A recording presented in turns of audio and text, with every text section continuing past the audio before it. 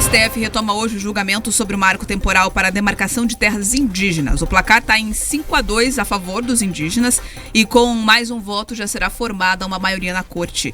Pela tese do marco temporal, uma terra só pode ser demarcada se ficar comprovado que os povos originários estavam nela ou disputando a sua posse na data da promulgação da Constituição Federal, ou seja, dia 5 de outubro de 1988. Quem estivesse fora da área nessa data ou tivesse chegado depois desse dia não teria direito a pedir a demarcação. O debate sobre o tema será retomado hoje pela Suprema Corte.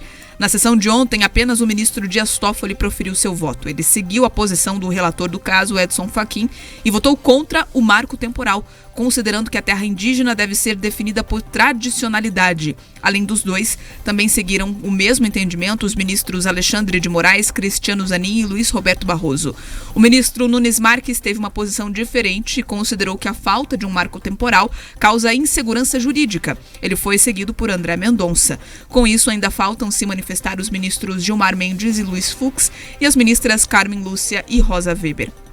Ontem, antes da retomada do julgamento no STF, a Comissão de Constituição e Justiça do Senado adiou a votação do relatório do senador Marcos Rogério, do PL de Rondônia, que trata sobre o tema. O texto já foi aprovado pela Câmara dos Deputados e agora está sendo analisado pelos senadores. Segundo a regra em discussão no Legislativo, a demarcação de terras indígenas só será válida se feita até a data de promulgação da Constituição Federal, 1988, ou seja, contra o encaminhamento que vem sendo adotado pelo STF. Após o pedido coletivo de vista, a votação da proposta na CCJ do Senado está prevista para ocorrer na próxima quarta, dia 27. A produção do Jornal da Manhã entrou em contato com os 3 senadores paranaenses para saber o posicionamento deles sobre o tema.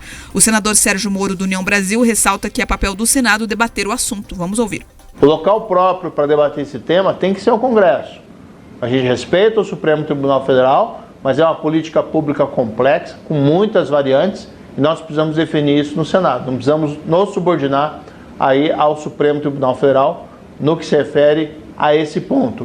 E o produtor do campo e também os moradores da cidade não podem ficar sujeitos a uma revisão, né, de títulos das terras que ocupam muitas vezes há centenas de anos.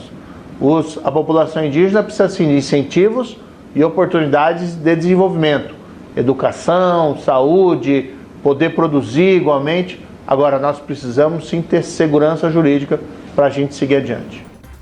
Os senadores Flávio Arnes, do PSB, e Oriovisto Guimarães, do Podemos, não se manifestaram. Mais do que a matéria também, do que trata de fato esse tema, a gente está falando de discussões que estão ocorrendo em 2 espaços, né, Pedroso? Tanto o STF aí legislando, quanto o Senado tentando ali, através também dessa fala de Sérgio Moro, puxar para si essa que é uma responsabilidade de fato do Legislativo.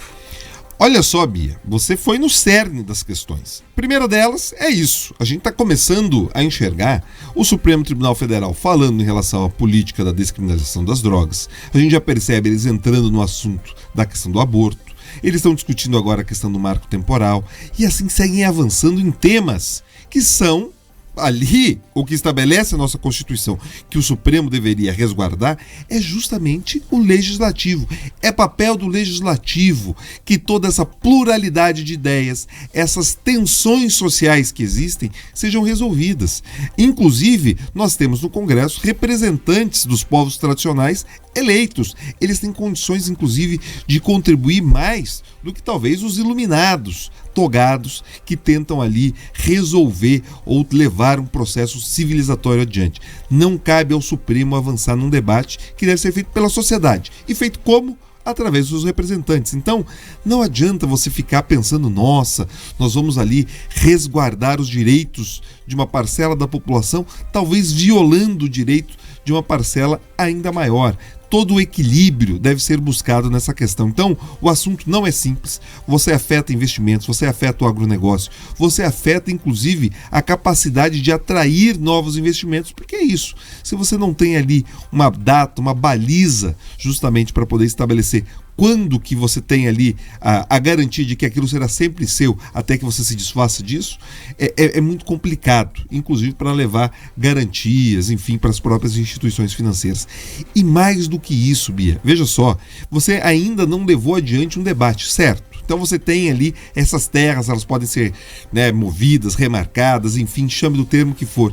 E aí, as pessoas que já estão lá há muito tempo, elas terão ali algum tipo de indenização pelo fato de serem tiradas das suas terras? Alguns ministros do Supremo têm falado que sim, outros têm falado que não. Então agora imagine, você tem um produtor rural que investiu, modernizou, e daqui a pouco ele tem aquelas terras tiradas dele e ele recebe no máximo um tapinha nas costas. Não faz sentido nenhum, da mesma forma como não faz sentido que 2 dos nossos 3 senadores não se manifestem ali, não tragam a público as suas opiniões. Muitas vezes eles podem discordar, não simpatizar com um determinado veículo, mas na prática, quando eles se recusam a falar com a imprensa, Bia, eles estão se recusando a dar ali a prestação de contas que eles deveriam ter com seus eleitores.